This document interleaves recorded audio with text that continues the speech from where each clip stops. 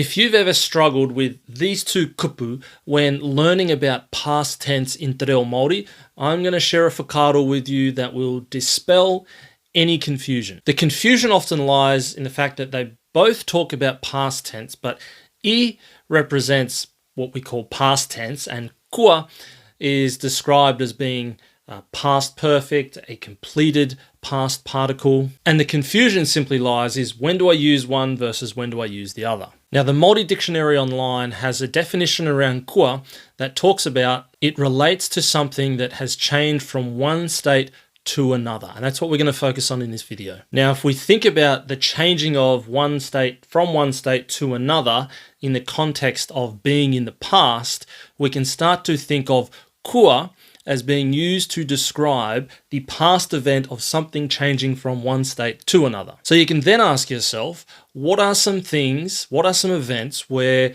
the state is changed from one to another? Well, the first one that comes to my mind, is water. We can think of water, remember back in science in high school, in the three states, a solid, a liquid, or a gas. Kua pā tiu te wai. The water has frozen. It's changed from one state, being a liquid, to being a solid. Kua pā tiu te wai. Another state, being asleep versus being awake. Kua ohoia. Kua ohoia. He is awake. He has woken. He's changed from the state of being asleep to now being awake. What about the state of being stationary versus moving? Kua haere ia.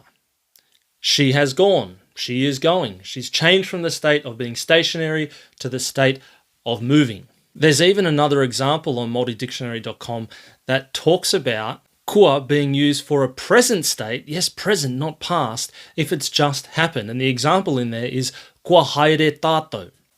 We're off. So the change of state that has occurred is again from being stationary to moving, but it's being used to describe what's happening right now because the change of state has just occurred. So in summary, my advice to you, if you're confused on whether to use I versus kua in a particular situation, is to overlay that frame of a change of state and ask yourself, is what I'm about to say related to a change of state or not? And if it's not, then you're probably just describing something that has happened in the past that's not particularly tied to a change of state. For example, I kōrero au ki te kaiako. I spoke to the teacher. There's no change of state there. Good luck.